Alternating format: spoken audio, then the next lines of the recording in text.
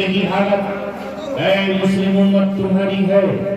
میں نے سورہ کہف کی ایک آیت بلکہ اس کا چھوٹا سا ٹکڑا وقت کی قلت کی بنیاد پر تلاوت کیا ہے، جس میں موسیٰ علیہ السلام حضرت خضر علیہ السلام کے ساتھ سفر فرماتے ہیں. یہ واقعہ آپ نے سن رکھا ہوگا، پڑھ رکھا ہوگا. میں آج ایک دوسرے پہلو سے اس کی تشریح آپ کے سامنے کرنے جا رہا ہوں. آپ کو معلوم ہے، ہو سکتا ہے نوجوانوں کو معلوم نہ ہو سکتا ہے کہ بچوں کو معلوم نہ ہو. موسیٰ علیہ السلام ایک مرتبہ یہ دعویٰ کر بیٹھے کہ روح زمین پر مجھ سے بڑا کوئی عالم نہیں ہے، اور جو علم میرے پاس ہے وہ کسی کے پاس نہیں ہے. سب سے بڑھ کر، سب سے بڑھ کر میں ہی عالم ہوں. اللہ تعالیٰ کو یہ بات ناگوار گزری اور کہا کہ موسیٰ دنیا میں ایک سے بڑھ کر ایک ہے. لِكُلِّ ذِي عِلْمٍ عَلِيمٍ. ہر علم والے کے اوپر ایک اور علم والا بیٹھا ہے، ہر مرتبے کے اوپر ایک اور دوسرا مرتبہ بیٹھا ہوا ہے. آپ جائیے اور ہمارے فلاں بندے کے پاس جو فلاں مجمع البحر پر ہوگا، اس کے پاس جا کر آپ دیکھیے ہم نے اس کو کیا علم دے رکھا ہے اور کس علم سے نواز رکھا ہے. موسیٰ علیہ السلام وہاں پہنچے، وہ ان کا نام حضرت خضر تھا. وہ ایک مقام پر جاتے ہیں، کشتی میں لوگ ان کو سوار کر دیتے ہیں، موسیٰ علیہ السلام کو اور ان کو. اور جب یہ کہتے ہیں کہ کرایہ، تو کہتے ہیں کرایہ آپ سے کیا لیں گے جناب؟ جیسے ہمیں کوئی اپنی ٹریکٹر اور بگی میں بٹھا لے اور ہم کہہ وہی بتائیے پیسے لگا لے جناب، آپ سے کیا پیسے،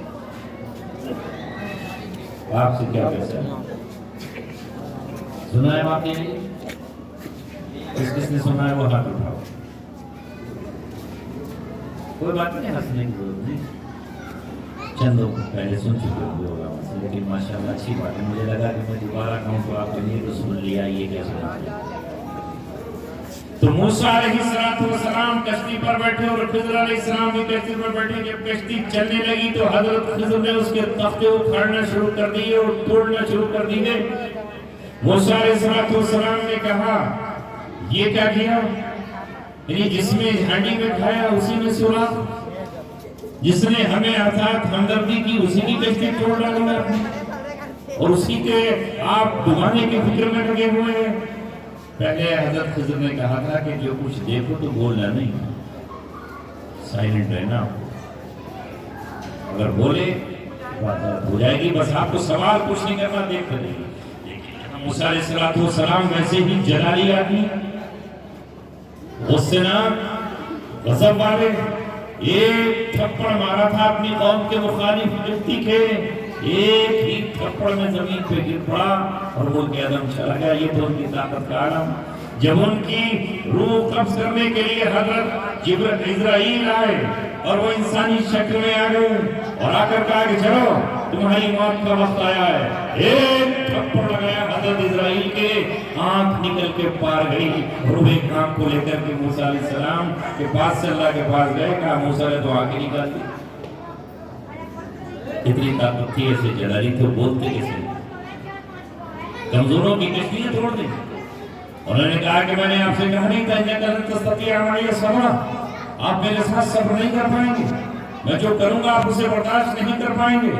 اچھا چلو آگے کچھ نہیں کہوں گا، آگے چلو. آگے گئے تو وہاں ایک چھوٹا سا بچہ کھیل رہا تھا، اسے پکڑا خضر علیہ السلام نے اور اس کی گردن موڑ کے اس کا قتل کر دیا. یہ تو مجھ سے بھی بڑی بات تھی. موسیٰ علیہ السلام تو بگڑ گئے اور کہنے لگے اقتلت نفسا زکیۃ، آپ نے ایک معصوم جان کا قتل کر دیا. جوان ہوتا تو سمجھ میں آ رہا تھا کہ کسی کا اس نے قتل کیا ہوگا، کوئی ڈاکہ زنی کر لی ہوگی، کسی کا حق غصب کر دیا ہوگا. اس معصوم بچے کو کھیلتے کھاتے مسکراتے آپ نے قتل کر دیا. انہوں نے کہا کہ علم اقول لک انک لن تستطیع معی صبرا، میں نے آپ سے کہا نہیں تھا کہ تم صبر نہیں کر پاؤ گے. موسیٰ علیہ السلام نے کہا کہ صبر کہاں سے ہوگا؟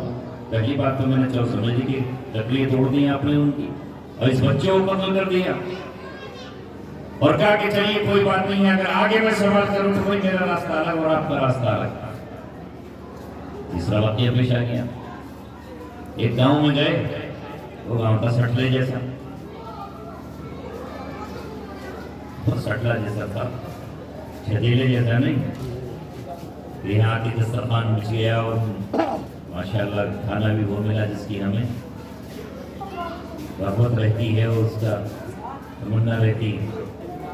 اس کے بعد بھی کہ بھائی بتائیے چائے کا بھی انتظام کیا جائے؟ ہم نے کہا نہیں۔ ناشتہ کہ نہیں؟ وہاں دونوں گئے، بستی والوں نے اکرام ہی نہیں کیا اور اعزاز ہی نہیں کیا، کھانا تو دور کی بات، ٹھہرانے کی بھی بات ہے۔ اب رات بھر کی رات گزاری ہوگی، کھانا کہیں کھایا، صبح کو جب چلے تو وہاں ایک دیوار تھی، ٹیڑھی ہوئی تھی، موسیقی گرنے والی تھی کہ حضرت خضر نے اپنی پشت لگائی اور دیوار کو سیدھا کر دیا اور دیوار سیدھی کھڑی ہو گئی۔ موسیٰ علیہ السلام نے کہا کہ یہ کیا کیا؟ تمہارے تو کام ہی الٹے۔ جنہوں نے کھانے کو نہیں پوچھا، رہنے کو نہیں پوچھا، پانی کو نہیں پوچھا، مہمان نوازی نہیں کی، ان کی تو دیوار بالکل خواہ میں سیدھی کر دی، ان سے تو کچھ پیسے لیتے۔ اور انہوں نے کشتی میں بٹھایا تو ان کی کشتی کو آپ نے توڑنا شروع کر دیا، تختے توڑ دیے۔ اور اس بیچارے بچے نے کیا قصور کیا تھا تمہارا یا میرا؟ اس کو آپ نے قتل کر دیا۔ حضرت خضر نے کہا آپ کا ہمارا وعدہ پورا ہوا، تم نے کہا تھا کہ اس کے بعد بھی سوال کر لوں تو میرا راستہ الگ، آپ کا الگ، جاؤ واپس، دوسرا ہے میرا دوسرا۔ لیکن حضرت خضر نے کہا میں نے جو کچھ کیا ہے یہ اللہ رب العزت کے حکم سے کیا ہے، اللہ تعالیٰ نے مجھے جو علم دیا ہے، جو ذمہ داریاں دی ہیں، اس کو میں نے نبھایا ہے۔ جاؤ، تمہارے دل میں یہ خیال رہ جائے گا اور تم بدگمانی ہمیشہ شکار رہو گے کہ ایسا کیوں کیا۔ تو میں بتاتا ہوں، فَأَمَّا السَّفِينَةُ، وہ جو کشتی تھی وہ چند مسکینوں کی تھی اور سامنے ایک ظالم بادشاہ، ڈکٹیٹر، گینگسٹر ڈان تھا، اور وہ کشتیاں لوگوں کی لوٹ لیا کرتا تھا، جسے آج بھی لوگ پڑھتے ہیں نا جگہ جگہ۔ دہلی میں جائیے جمنا پار میں تو وہاں پر کھڑے میں کچھ بدماش اور لائن لگواتے ہیں کہ پہلے یہ رکشہ لگے گا، پھر وہ رکشہ لگے گا، پھر وہ رکشہ لگے گا، اور کوئی کمزور آ گیا تو لگا دیے اس کے تھپڑ۔ بعض روڈوں پر ٹانگے وغیرہ چلا کرتے ہیں تو بیٹھ گئے وہاں پر دو چار بدماش تھوڑی سی موٹ سی ٹیڑھی کر کے اور بولے کہ ہم کو دے اتنے روپیہ پھر لگے گا، تیرا ٹانگا بننا نہیں چلے، چلتا رہتا ہے۔ تو وہاں پر طاقتور کوئی شخص تھا، وہ بادشاہ ہو یا حکمراں ہو، اگر وہ ان کی صحیح سالم کشتی دیکھ لیتا تو وہ غصب کر لیتا، چھین لیتا، اس کی نظر پڑ جاتی، ٹوٹے پھوٹے تختے دیکھ کر کہے گا اس سے کیا لینا ہے جانے۔ اس لیے میں نے ان کی کشتی کے تختے توڑے اور اس کشتی کو بچانے کے لیے ایسا کیا۔ ایک سبق تو یہ ملا کہ اللہ تبارک و تعالیٰ کی طرف سے بعض مرتبہ ہمارا نقصان نظر آتا ہے، خطا نظر آتی ہے، مگر اللہ تبارک و تعالیٰ کی اس میں حکمت چھپی ہوتی ہے۔ کشتی کا ٹوٹنا بظاہر نقصان تھا، مگر وہ بڑے نقصان سے بچانا تھا۔ اگلی بات کہی انہوں نے، جانتے ہو میں نے اس لڑکے کا قتل کیوں کیا؟ اس کا قتل اس لیے کیا کہ یہ بچہ جو تھا یہ بچہ ایسا تھا کہ آگے چل کر نافرمان ہو جاتا، اور اس کے ماں باپ نیک تھے، تو اللہ تبارک و تعالیٰ نے دونوں پر فضل فرمایا کہ بچے کو تو معصومی کی حالت میں اپنے پاس بلا لیا، بچہ بے گناہ ہوتا ہے وہ جنت میں جائے گا، اور بڑا ہو کر ہو سکتا ہے یہ قاتل بن جاتا، ہو سکتا ہے یہ ڈاکو بن جاتا، ہو سکتا ہے کہ یہ بے ایمان بن جاتا، اور اس کے باپ کا ایمان اس کی محبت میں خطرے میں پڑ جاتا۔ تو اللہ تبارک و تعالیٰ نے ماں باپ کو بھی بچایا اس کے نقصان سے، اس کو بچایا جہنم کی آگ سے۔ یہ بچپن میں گیا، جنت میں گیا، اور اللہ تعالیٰ نے اس کے بدلے میں اس ماں باپ کو ایک ایسی بیٹی عطا فرمائی جس کی کوکھ سے اللہ تبارک و تعالیٰ نے 70 نبیوں کو پیدا فرمایا۔ دوسرا بات ہے یہ بظاہر کیا سمجھنا ہے، بچپن میں کسی کی بچے کا انتقال ہو جائے تو آدمی کتنا روتا ہے، لیکن نہیں پتا کہ وہ بڑے ہو کر کیا ہوتا۔ اللہ نے اپنی حکمت سے اس کو اپنے پاس بلایا اور ہمارے لیے اس کو سفارشی بنا دیا۔ بات لمبی ہو جائے گی، سوئی بڑی تیزی سے چل رہی ہے۔ تیسرا واقعہ یہ ہوا دیوار والا۔ اس کو کہا انہوں نے، یہ پڑھ کے میں نے آیا وَأَمَّا الْجِدَارُ فَكَانَ لِغُلَامَيْنِ يَتِيمَيْنِ فِي الْمَدِينَةِ وَكَانَ تَحْتَهُ كَنْزٌ لَهُمَا۔ اے موسیٰ سنو، وہ جو آپ کہہ رہے ہو کہ دیوار میں نے کیوں سیدھی کر دی اور ان سے مہنتانہ کیوں نہیں لیا، ان سے اجرت کیوں نہیں لی؟ تم تو سوچ رہے تھے کہ دیوار ٹیڑھی رہتی اور کوئی گزرتا اس کے اوپر گر جاتی مر جاتا، تب پتہ چلتا ہے بستی والوں کو میں نے اس لیے سیدھی کی کہ وہ دیوار تو یتیم بچوں کی تھی، اس یتیم بچوں کی، اور خالی دیوار کا مسئلہ نہیں تھا، اس دیوار کے نیچے خزانہ تھا ان بچوں کا۔ وَكَانَ تَحْتَهُ كَنْزٌ لَهُمَا وَكَانَ أَبُوهُمَا صَالِحًا۔ اور یہ ہم نے کیوں کیا؟ رب کے حکم سے کیا۔ اللہ تبارک و تعالیٰ نے اس دیوار کو سیدھا کرایا ان کے باپ کی برکت کی وجہ سے، اور یہ باپ ان کے ساتویں پشت میں تھے۔ اللہ تبارک و تعالیٰ نے ان کا فیض، ان کا فیضان، ان کی برکت ساتویں پشت تک بھیجی۔ اس کے ساتویں پردادا جو تھے وہ نیک تھے۔ اللہ تبارک و تعالیٰ نے کہا اس کی نیکی کی برکت سے اس کے پوتے اور پرپوتوں کی دیوار سیدھی ہو جانی چاہیے۔ اگر یہ دیوار آج گر جائے گی تو اس بستی کے لوگ تو بڑے ناراض ہیں، دیوار گرتے ہی خزانہ نظر آ جاتا اور یہ لاٹھی ڈنڈے اور چاقو اور تبر لے کر کے دوڑ پڑتے اور اس خزانوں کو لوٹ لیتے۔ معصوم بچوں کو پتہ بھی نہیں ہوتا کہ ہمارا مال لوٹ لیا گیا ہے۔ وہ حال ہوتا جو کسی شاعر نے کہا، دیوار کیا گری میرے خستہ مکان کی، لوگوں نے آنے جانے کا رستہ بنا دیا۔ گاؤں میں دیوار گر جائے تو اس کا شارٹ کٹ میں نکال دیتے ہیں، کون جائے گھوم کے ہی سے، پھر وہ بیچارہ کانٹے لگا دے۔ یہ کبھی جو ہے کھائی کھودے کہ یہاں سے نہ کھودے تو اس میں بھی کودنا شروع کر دیں۔ دیوار کیا گری میرے خستہ مکان کی، لوگوں نے آنے جانے کا رستہ بنا لیا۔ تو اللہ نے چاہا فَأَرَادَ رَبُّكَ أَن يَبْلُغَا أَشُدَّهُمَا، تیرے رب نے چاہا کہ یہ نوجوان بڑے ہو جائیں، طاقتور ہو جائیں، ان کے پاس وہ قوت آ جائے، یہ بھی لاٹھی گھمانے والے بن جائیں، تلوار چلانے والے بن جائیں، پھر اپنا جب نیا مکان بنانے کے لیے چلیں گے تو پھر کس کی ماں نے دودھ پلایا ہے کہ وہ ان سے مقابلہ کرے اور ان کا مال لے لے۔ فَأَرَادَ رَبُّكَ أن يبلغا أشدهما ويستخرجا كنزهما، اور یہ اپنا خزانہ اس وقت نکال لے، یہ دولت ان کو مل جائے جو ان کے کسی دادا نے یا پردادا نے چھپائی تھی۔ میں نے ان یتیم بچوں کی وجہ سے ایسا کیا ہے۔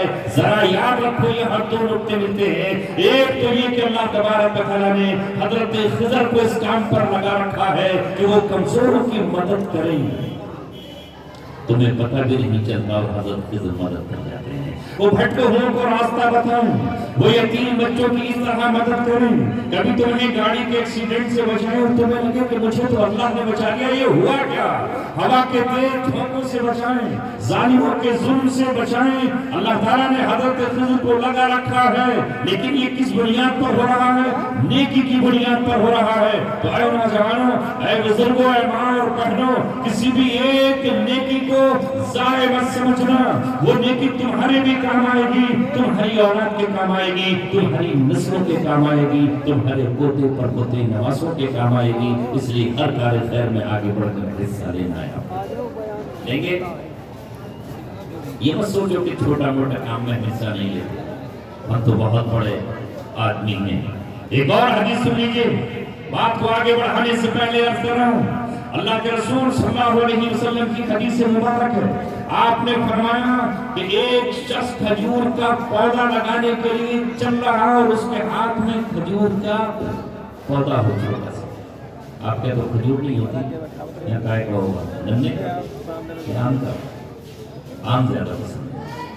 تو اگر آپ کے ہاتھ میں آم کا کوئی پیڑ ہو، امرود کا کوئی پودا ہو اور وہ آپ لگانے چل رہے ہیں، تو اللہ کے رسول فرما رہے ہیں کہ تمہارے ہاتھ میں پودا ہے اور اچانک قیامت کا سور پھونک دیا جائے، شور مچ جائے کہ قیامت قائم ہو گئی، تو آپ نے فرمایا کہ وہ شخص اگر اسے اتنی مہلت بھی ملے کہ زمین میں وہ پودا لگا سکتا ہے تو وہ لگا دے۔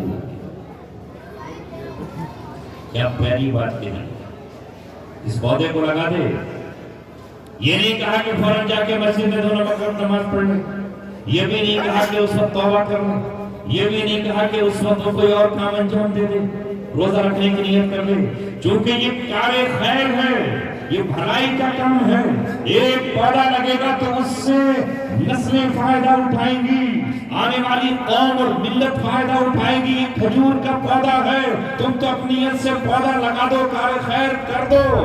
یہ مت سوچو کہ اب قیامت آئے گی تو اب یہ کیا ہوگا. اللہ تبارک و تعالیٰ سے تمہیں نفع اور فائدہ پہنچائے گا. اس لیے یہ حدیث اس لیے آپ نے بیان فرمائی, اسے دنیا کا کام سمجھو, یہ بھی دین کا کام ہے, دین کا کام ہے. حدیث پاک میں آتا ہے, مشکات میں نے پڑھا ہے, طالب علم کے دور کے بعد ابھی تک ذہن میں ہے. ایک شخص جا رہا تھا اور جاتے جاتے اس نے دیکھا کہ یہاں راستے میں کانٹے دار, کوئی کی کانٹے دار درخت ہے.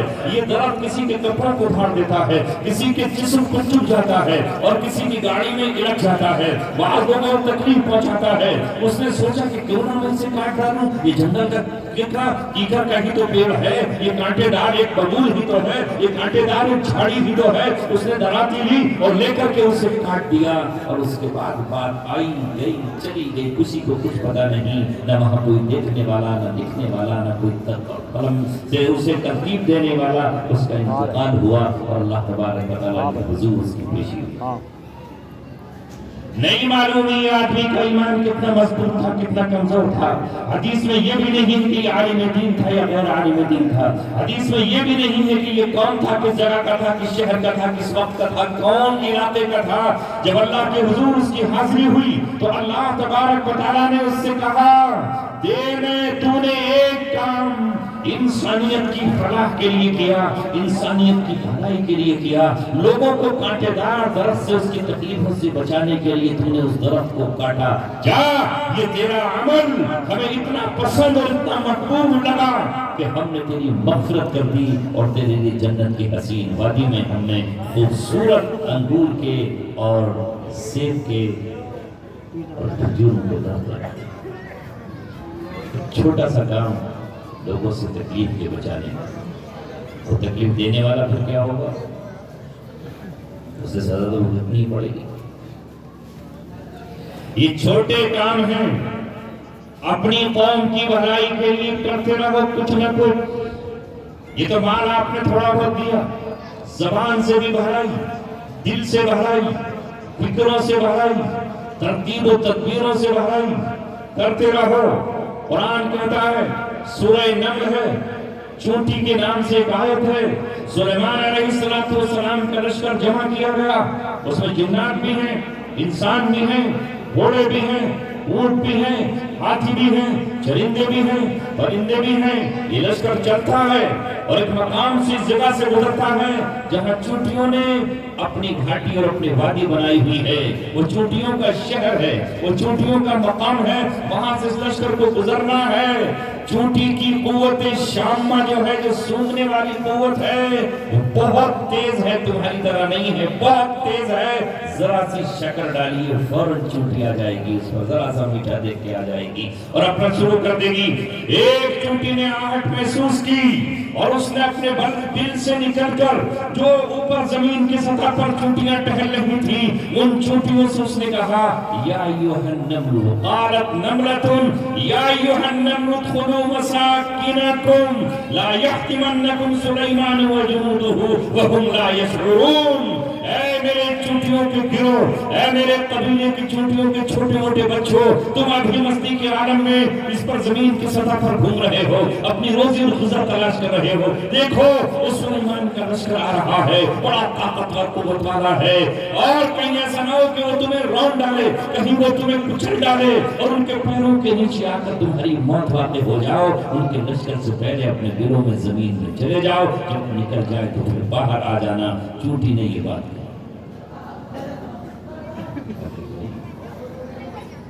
کیا دیکھ رہے ہیں آپ؟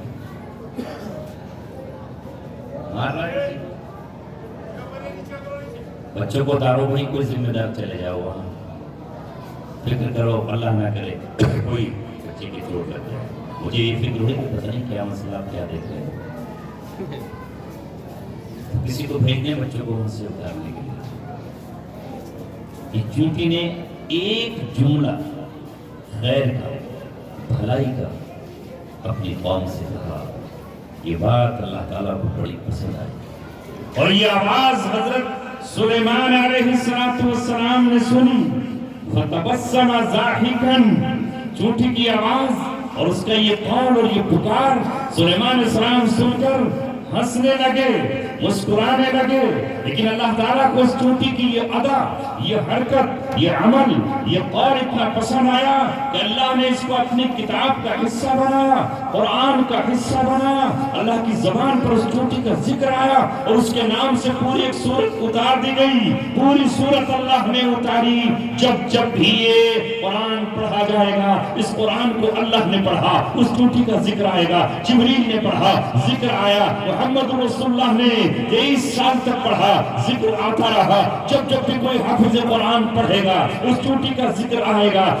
یہاں تک کہ قیامت میں جب ہم تم سب جمع ہو جائیں گے، چونٹیاں فنا ہو جائیں گی، مٹی ہو جائیں گی، اللہ تبارک و تعالی داؤد علیہ السلام کو بلائے گا اور کہے گا کہ تم اپنے داؤدی لہجے میں ذرا قرآن کی تلاوت تو کرو. تو داؤد علیہ السلام اس کا ذکر فرمائیں گے. ہفتے میں ایک مرتبہ اللہ تبارک و تعالی کے یہاں مجلس لگا کرے گی. ہاں اجتماع ہوا کرے گا. یہاں تو اللہ تبارک و تعالی کے نمائندے تمہارا اجتماع کر رہے ہیں، تم علماء کو دیکھنے آ رہے ہو. وہاں اللہ کے یہاں مجلس میں حاضر ہوں گے. اللہ خود قرآن کی تلاوت کیا کرے گا. تو اللہ کی زبان پر کل قیامت کے بعد بھی جنت میں اس چونٹی کا ذکر ہوگا کیونکہ اس نے اپنی قوم کے لیے کلمہ بھلائی کا بولا. تو معمولی سی بھلائی کو بھی آپ درگزر نہ کریں، نظر انداز نہ کریں. یہ بات میں نے اس لیے کہی کہ اللہ تبارک و تعالیٰ نے ہم سب کو انسان بنایا ہو تو ہمیں اپنی قوم کے لیے کچھ کرنا چاہیے یا نہیں. اس لیے بھلائی کی کرنے بولو. اب بات آتی ہے جس طرح حضرت خضر نے دیوار کو سیدھا کیا تھا کہ یہ بچے جب بڑے ہو جائیں تو اس میں سے اپنا خزانہ خود نکال لیں گے. نہیں معلوم کہ اس میں سونا تھا یا چاندی، نہیں معلوم کہ ہیرے تھے جواہرات، نہیں معلوم کہ اس میں زیور تھے یا سونے کے کنگن. ممکن ہے کہ اس میں پائل بھی ہو اور پازیب بھی ہو سکتی ہے. اللہ تبارک و تعالیٰ نے بچوں کے خزانوں کو محفوظ کرانے کے لیے حضرت خضر کو بھیجا. اب سنو مغربی اتر پردیش کے لوگوں سنو، تھانہ بھون سے تھوڑی دوری کے فاصلے پر رہنے والوں سنو، اور قریب میں دیوبند کے نزدیک بسنے والوں اور سہارنپور کے بالکل قریب آ جانے والوں سنو.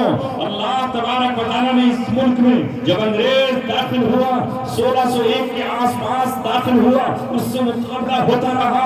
1757 میں اس سے مقابلہ 83 کے میدان میں نواب سراج الدولہ نے کیا اور انگریزوں کے دانت کھٹے کر ڈالے. مگر غداروں کی بنیاد پر، میر جعفر کی بنیاد پر وہاں پر سراج الدین کو شکست فاش ہوئی اور وہ شہادت کا جام پی کر کے اللہ تبارک و تعالیٰ کو جا ملے. پھر اس کے بعد یہ سلسلہ چلتا رہا یہاں تک کہ 1799 میں نواب حیدر علی کے بیٹے سلطان ٹیپو نے انگریزوں سے مقابلہ کیا. سرینگا پٹم کے دروازے وہاں میر صادق نے کھول دیے. یہ غدار ہمیشہ سے صفوں میں رہے ہیں اور رکھتے رہیں گے. انہوں نے ہی اسلام کو نقصان پہنچایا ہے. یہ کبھی نظام الدین طوسی بن کر اسلام کو نقصان پہنچاتے ہیں اور یہ کبھی ابن ملجم بن جاتے ہیں، یہ کبھی ابو لؤلؤ فیروز بن جاتے ہیں، اور یہ کبھی حسن بن صباح بن کر کے نقصان پہنچاتے ہیں، کبھی فاطمیوں کی شکل میں نقصان پہنچاتے ہیں، کبھی کسی شکل میں نقصان پہنچاتے ہیں. لہذا وہاں نقصان ہوتا رہا. اس کے بعد 1799 کے بعد 1831 میں جا کر سید احمد شہید اور شاہ اسماعیل شہید رحمت اللہ علیہ نے انگریزوں سے مقابلہ کیا. بالا کوٹ کے پہاڑوں میں وہ بھی اپنے ہی غداروں کی وجہ سے شہادت انہوں نے پہن لیا. سلسلہ چلتا رہا، جاری رہا، ودستور جاری رہا، یہاں تک کہ 1857 میں پھر میرٹھ سے لے کر کے ہندوستان کے مختلف شہروں میں بغاوت کا بگل بجا دیا گیا. انگریزوں سے مقابلے کے لیے تھانہ بھون میں میٹنگ ہوئی اور تھانہ بھون کے ایک امیر ایک ہاتھی خرید کر لائے، انہیں سولی پر چڑھا دیا گیا. یہی تھانہ بھون تھا جہاں سے نجم الحسن تھانوی تشریف لا رہے ہیں. حضرت حاجی امداد اللہ مہاجر مکی کی قیادت میں، حافظ ضامن شہید کی معیت میں، اور حضرت مولانا قاسم نانوتوی کی قضا کے ساتھ، اور حضرت مولانا شیر احمد گنگوہی کی امارت کے ساتھ یہاں قافلہ نکلا. یہی تو ہے جہاں سے میں گزر کر آ رہا ہوں. شاملی، یہی شاملی جب ہم یہاں آتے ہیں تو ہمیں اپنے اکابر کی یاد تازہ ہو جاتی ہے.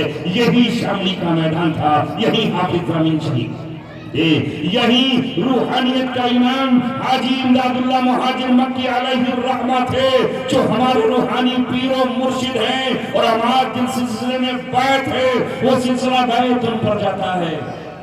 1857 کی جنگ اس مغربی اتر پردیش میں خصوصیت کے ساتھ لڑی گئی اور دہلی تک یہ قافلہ پہنچا، مگر بظاہر انگریز کی طاقت بہت تھی، اس کی قوت بہت زیادہ تھی۔ 7 سمندر پار سے لے کر کے مشرقی کنارے تک جہاں سورج ڈوبتا ہے وہاں اس کی حکومت تھی، جہاں سورج نکلتا ہے وہاں بھی اس کی حکومت تھی، اور وہ یہی اس پر ناز کیا کرتا تھا کہ اسلام چند دنوں کا مہمان ہے، مسلمان چند گھنٹوں کے مہمان ہیں، اور ساری دنیا سے اسلام ختم ہو جائے گا، ہر طرف عیسائیت کا راج ہوگا، قراص کی بالادستی قائم ہو جائے گی۔ اور اس نے یہاں پر محنتیں شروع کر دی، لیکن اللہ تبارک و تعالیٰ نے پھر ہمارے ان اکابرین کو جن کا سلسلہ بعد میں دیوبندیت کے نام سے جانا گیا، 1857 کی ناکامی کے بعد شاہ ولی اللہ کے روحانی بیٹوں نے، مجدد الفسانی کے فرزندوں نے یہ طے کیا کہ ہندوستان سے اسلام کو مٹنے نہیں دیں گے، ایمان کو خطرے میں نہیں ڈالنے دیں گے، اپنے بچوں کو عیسائیت کی چوکھٹ پر جھکنے نہیں دیں گے۔ اور یہ تو طے ہو گیا کہ اب جنگ براہ راست نہیں ہو سکتی ہے، دو بدو نہیں ہو سکتی ہے، مقابلہ نہیں ہو سکتا ہے، غداران بہت زیادہ ہیں، منافقین بہت زیادہ ہیں، بزدل بہت زیادہ ہیں، لہذا اب ایمان بچائیں کیسے؟ ایمان بچانا ضروری تھا۔ وہ امانت جو حاجی امداد اللہ مہاجر مکی چھوڑ کر گئے تھے اس کی بھی حفاظت کرنا ہے، خواجہ نظام الدین اولیاء کی امانت کی بھی حفاظت کرنا ہے، مجدد الفسانی کے جذبات اور ان کی اصلاحی تحریک کو بھی باقی رکھنا ہے۔ شاہ ولی اللہ جو علم حدیث پڑھ کر آئے ہیں مکے سے، شیخ ابو طاہر مدنی سے، اس کی بھی حفاظت کرنا ہے۔ بچانا کیسے ہے، کس طرح بتانا ہے؟ تو حضرت مولانا قاسم نانوتوی کے دل پر اللہ تبارک و تعالیٰ نے وہ بات جاری فرمائی جو حضرت خضر کو حکم ہوا تھا کہ تم ان یتیم بچوں کی دیوار کو سیدھا کرو، خزانہ لوٹ کر کوئی نہ لے جائے۔ مولانا قاسم اس وقت کا یوں سمجھیے اس دور کا وہ ایک لحاظ سے خضر تھا جس نے دارالعلوم دیوبند کے نام سے ایک مدرسے کی بنیاد رکھی، اور انار کے پیڑ کے نیچے ایک شاگرد استاد کو بٹھا کر یہ کہا یہ خزانہ ہم یہاں چھپائے دیتے ہیں، جب یہاں کے یتیم بچے آگے اٹھیں گے اس خزانے کو نکالیں۔ وہ خزانہ جو سینکڑوں سال سے، ہزاروں سال سے کسی حکمراں کے ذریعے ہم تک پہنچا تھا، فتاوی قاضی خان، فتاوی تاتار خانیہ، فتاوی ابن عابدین شامی، یہ تمام کے تمام علوم، امام غزالی کا علم، امام رازی کا علم، کشاف کا علم، زمخشری کا علم، امام بخاری کا علم، ابو موسیٰ عشری کا علم، امام حفظ شیخ عاصم کا علم، یہ سب کا سب ابو منصور ماتریدی کے علوم، ابو منصور ماتریدی کے علوم، شیخ ابو الحسن عشری کا علم، ابن تیمیہ کے علوم، ابن قیم کی کتابیں، ابن کثیر کی تفسیر، یہ سب کے ساتھ بکھرے پڑے تھے۔ قرآن جل چکا تھا، احادیث چھین لی گئی تھی۔ اس ہندوستان کے گلی کوچوں میں 56,000 علماء کرام سنیوں پر چڑھا دیے گئے تھے، پھانسی کے تختوں پر ان کو بٹھا دیا گیا تھا، اور گردن میں ان کے پھندے پڑے ہوئے تھے، جسم دورے ہو جاتے تھے۔ انگریز کا اعلان یہ تھا جو کوئی عالم نظر آئے زندہ نہ بچ پائے۔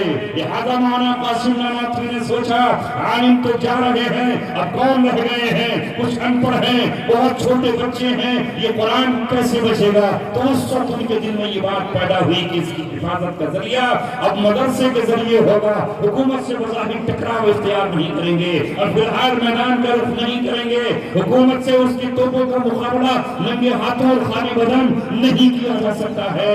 لہذا دارالعلوم دیوبند کی بنیادوں میں اور اس کی چہر دیواری میں، اس کے نودری میں انہوں نے وہ خزانہ چھپا دیا جو خزانہ اللہ تبارک و تعالیٰ نے تمہیں 1450 برس پہلے دیا تھا اور اس امید پر چھپایا کہ کل یہ بچے جوان ہو جائیں گے تو پھر یہ کھولیں گے، اس دیوار کو سیدھا کریں گے، یہاں سے کوئی علم کے ساغر لے کر جا رہا ہوگا، کوئی مولانا اشرف علی تھانوی جیسا مفسر بھی ہوگا، محدث بھی ہوگا، مقرر بھی ہوگا، خطیب بھی ہوگا، ادیب بھی ہوگا، امام منطق بھی ہوگا، امام فلسفہ بھی ہوگا، اور روحانیت کا امام بھی ہوگا، اور اپنے وقت کا مجدد بھی ہوگا۔ ان مدارس میں وہ چیز آج بھی چھپی ہوئی، ان کی حفاظت کرو اے یتیموں۔ اب تم جوان ہو، بچے نہیں ہو، اب تم جوان ہو گئے ہو، یہاں آؤ اور اپنا خزانہ نکال لو۔ یہ چشمہ ہے، یہ ایسی زمین ہے، یہاں اپنے بچوں کو بھیجو۔ کوئی یہاں سے قرآن کی تلاوت لے کر اور قرآن کے الفاظ لے کر قاری بن کر چلا جائے گا، اور کوئی قرآن کے الفاظ کی حفاظت کر کے حافظ بن کر چلا جائے گا، اور کوئی مولانا سازش بن کر مقرر اور خطیب اور 16 بیاں ادیب بن کر امت کے دلوں کو جگائے گا، سینکڑوں مدرسوں کی آبیاری کرے گا۔ کوئی یہاں سے اٹھے گا اور وہ قلمکار بن جائے گا، کوئی نکلے گا اور وہ شاعر بن جائے گا، اور امت کو اپنی شاعری سے اللہ تبارک و تعالیٰ کی طرف بلائے گا۔ ممکن ہے کوئی مفسر بن جائے، ممکن ہے کوئی محقق بن جائے، ممکن ہے کوئی فقیہ بن جائے، ممکن ہے کوئی اپنے وقت کا امام بن جائے، ممکن ہے کوئی روحانیت کا پیشوا بن جائے۔ اگر یہ سب کچھ اعلیٰ درجے کا نہ بھی مل سکے تو یقیناً کوئی مسجد کا امام بنے گا جو اللہ تبارک و تعالیٰ کے گھر کو آباد رکھے گا، اور کوئی بہت زیادہ بھی نہیں سیکھ سکا تو وہ مؤذن تو بن ہی جائے گا جو اللہ اکبر کی صدا لگا کر صبح کے سکوت کو توڑے گا اور پوری انسانیت اور ملت کو اللہ تبارک و تعالیٰ کے گھر سے جوڑے گا۔ کوئی داعی بن جائے گا اور لوگوں کو دعوت کا پیغام سناتا رہے گا، کوئی مبلغ بن جائے گا اور کوئی سخی بن جائے گا، اور کم از کم کچھ نہ ہو سکا تو وہ کلمہ طیبہ تو صحیح ہو جائے گا، نماز کے فرائض تو آ جائیں گے، غسل کا طریقہ تو معلوم ہو جائے گا، نکاح اور طلاق کے مسائل تو آ جائیں گے۔ اس لیے آج کے ان حالات میں اس دیوار سے کے سیدھا کرنے کی ضرورت ہے، اور اس میں سے اپنی حیثیت کے مطابق خزانے نکالنے کی ضرورت ہے۔ نعرہ تکبیر، نعرہ تکبیر۔ حضرت مفتی عبدالسمیع صاحب، حضرت مفتی عبدالسمیع صاحب، سبحان اللہ۔ یہ ہے وہ مدارس جن کی وجہ سے آج ہمارے بچوں میں دین ہے، السلام علیکم ان کی زبانوں پر ہے، ان کی زبانوں پر ہے۔ میں تو یہ کہتا ہوں کہ ہر بستی اور ہر قریے میں اللہ تبارک و تعالیٰ نے یہ نظام حضرت مولانا قاسم نانوتوی کے ہاتھوں جاری رکھا، اور انہوں نے اسی وقت یہ طے کیا تھا کہ ہم حکومت کے تخت و تاج کی طرف نظریں اٹھا کر نہیں دیکھیں گے۔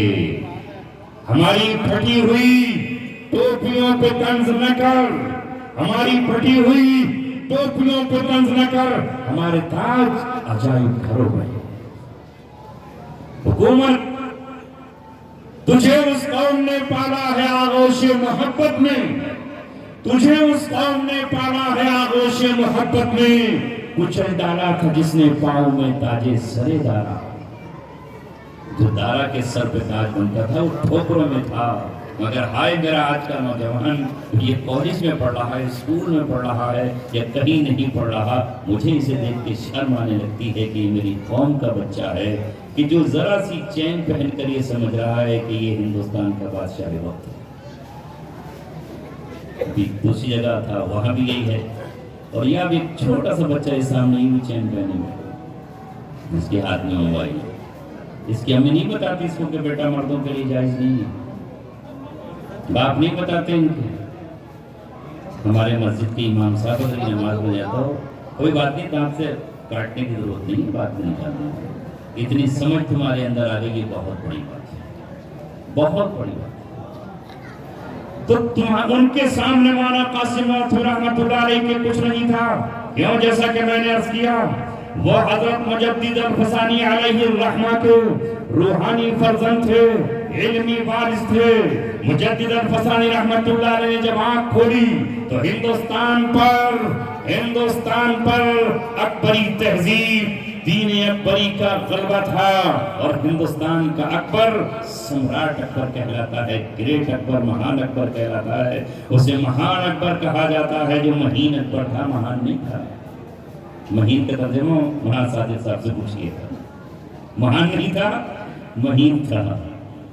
وہ اکبر, اس کی تہذیب یہاں پر قوت اور طاقت کے ساتھ نافذ تھی, اور اس تہذیب کا وارث پھر اس کا بیٹا جہانگیر بنا. اور جہانگیر نے بھی باپ کے نقش قدم پر چلنا شروع کیا. کس میں ہمت تھی جو ان کے دربار میں جا کر احقاق حق کر دے, اظہار حق کر دے, کلمہ طیبہ حق بول دے. مگر اللہ تبارک و تعالیٰ کی یہ سنت ہے اور اللہ تبارک و تعالیٰ کا یہ وعدہ ہے, اے میرے لوگوں, اے میرے نوجوان, نو تم کبھی یتیم نہیں ہوگے. یتیم وہ ہوتا ہے جس کا باپ مر جائے. تم اس اعتبار سے تو یتیم ہو سکتے ہو کہ تمہارے اپنے باپ نہ رہیں, مگر روحانی اعتبار سے, علمی اعتبار سے, قیادت کے اعتبار سے, رہنمائی کے اعتبار سے, دین کے اعتبار سے کبھی یتیم نہیں ہو سکتے ہو. اس لیے کہ محمد رسول اللہ کل بھی زندہ تھے, آج بھی زندہ ہیں. ان کی تعلیم کل بھی موجود تھی اور آج بھی موجود ہے. تمہارے پاس کل بھی قرآن تھا, آج بھی قرآن ہے, اور قیامت تک یہ قرآن رہے گا. اس اعتبار سے تم یتیم نہیں ہو. تمہیں ضرورت نہیں ہے نام لیوں تو کیا کہوں, تمہیں ضرورت نہیں ہے انوپم کھیر کی کہ وہ تمہاری قیادت کرے اور انوپم کھیر تمہاری قیادت کرتا نظر آئے. میں نے یوں ایک نام لے دیا ہے کسی کا کہ تم اس کی طرف تلاش کرو کہ وہ ہماری انگلی پکڑ لے گا تو ہم کامیاب ہو جائیں گے, وہ ہماری رہنمائی کرے گا تو ہمیں راستہ مل جائے گا. رہنما تم خود تم ہو, رہنمائی تمہاری قرآن و سنت میں موجود ہے, صحابہ کی زندگی میں موجود ہے. یہ حق پرست علماء جو حکومت کی طرف نہیں دیکھتے, جو کبھی پردھانی کا خواب نہیں دیکھتے, منبری کا خواب نہیں دیکھتے, اس لیے کہ اس کی کوئی حیثیت ہماری نظر میں بالکل نہیں ہے, بالکل نہیں ہے ہماری نظر میں. تخت و تاج بھی ہماری نظر میں کچھ نہیں ہے. کانپتا ہے دل تیرا, اندیشہ ہے طوفان سے کیا, نا خدا تو, بحر تو, کشتی بھی تو, ساحل بھی تو. تکبیر, نعرہ تکبیر. کیوں سوچتے ہو کہ فلاں بھاگ گیا اور وہاں چلا گیا؟ اپنی لڑکی کی فکر کرو, اگر وہ بھاگ جائے تو وہ بھاگ گیا تو اس کا کیا, وہ بھاگ جاؤ, اس سے کیا لینا دینا ہے ہمارا. غلام محمد کو فکر ہو تو ہو نام کے, تم حقیقی غلام محمد کو کاہے کی فکر ہے. تم تو صحیح معنی میں محمد کے غلام بن جاؤ تو تمہیں کوئی فکر نہیں ہے. تمہارا رب کہیں نہیں جائے گا. واللہ معکم اینما کنتم, تمہارا رب تمہارے ساتھ ہے. تمہارے رب کی نصرت تمہارے ساتھ, اس کی معیت تمہارے ساتھ ہو. اگر تکلیف آئے تم پر تو تمہارا رب تمہارے پاس کھڑا ہوا ہے. ان اللہ مع الصابرین, اللہ تبارک و تعالی صبر کرنے والوں کے ساتھ ہے. ان اللہ مع المحسنین, تم احسان کرتے رہو انسانیت کے ساتھ, اللہ تبارک و تعالی تمہارے ساتھ ہے. جن کا اپنا بھی کچھ نہیں ہے ان کا ساتھ لے کے کرو گے کیا, کیوں نظر دوڑاتے ہو؟ کچھ نہیں. انبیاء کرام نے ان حالات میں اس دور میں زندگیاں گزاری ہیں کہ جب پوری دنیا کے بادشاہ ہوا کرتے تھے.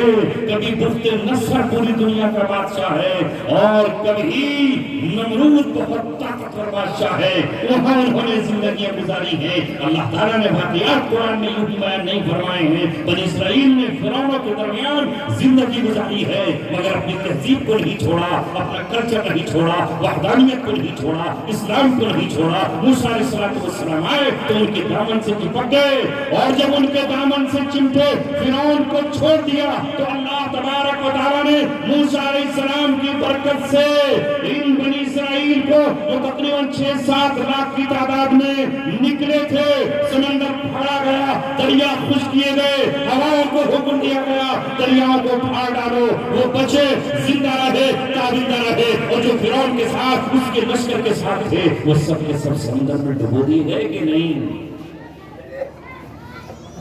तो तुम्हें तो अपने रसूल के साथ रहना है, अपने नबी के साथ रहना है, अपने कुरान के साथ रहना है। जब तक ये कुरान रहेगा, कुरान बाकी रहेगा, तुम बाकी रहोगे। अगर बारिश आ रही थी रात और ओले बरस रहे थे तो तुम्हें क्या परवाह, तुम तो यहाँ इसमें बैठे हुए थे इमारत में। जब तक ये इमारत कायम रहती, ओला तुम तक नहीं पहुँच सकता था। तुम अपनी बैठक पर अपने घरों में थे, ओला तुम तक नहीं आता। परवाह उसे होनी चाहिए जो सड़क पर बैठा हुआ था। तुम्हें अल्लाह तबारक व तआला ने दो चीजें ऐसी अता फरमाई हैं, जब तक वो जमीन पर है तुम भी जमीन पर हो, और तुम तक कोई ओला नहीं पहुंच पाएगा, कोई बारिश का खतरा नहीं पहुंच पाएगा। एक तो ये कुरान है, जब तक ये कुरान रहेगा मुसलमान रहेगा, और जब तक कुरान रहेगा मुसलमान का वाल का नहीं होगा।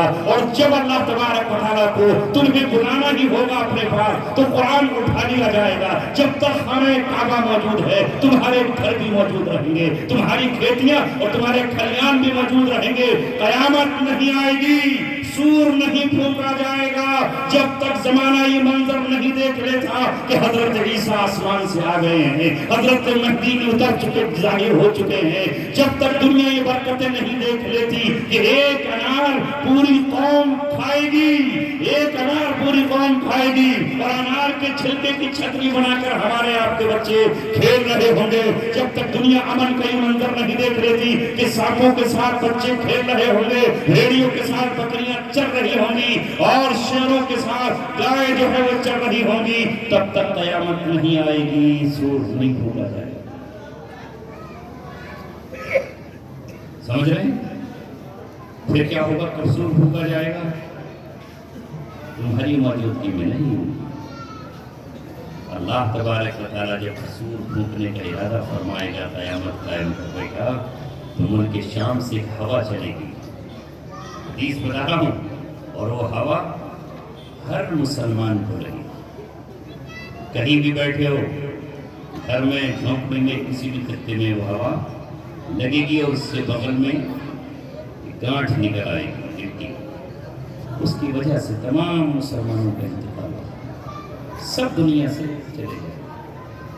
अब समझो वो जो बात है कि जब तक अल्लाह अल्लाह कहने वाला रहेगा कयामत नहीं आएगी, तो ये तो हमेशा रहेगा। कौन रोके? एक तो हो गई कम से कम।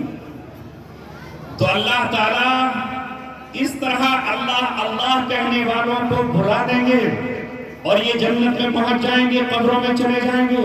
अब जमीन पर कोई भी अल्लाह वाला नहीं होगा। वो उछलेंगे, कूदेंगे, वो नाचेंगे, जो चाहेंगे करेंगे। नहीं मालूम वो कितने साल करेंगे, 50 साल, 60 साल, 500 साल, 200 साल, 100 साल, वही होंगे। कोई ईमान वाला नहीं, हम तो जा चुके होंगे उस बीमारी के जरिए से, या उस गांठ के जरिए से।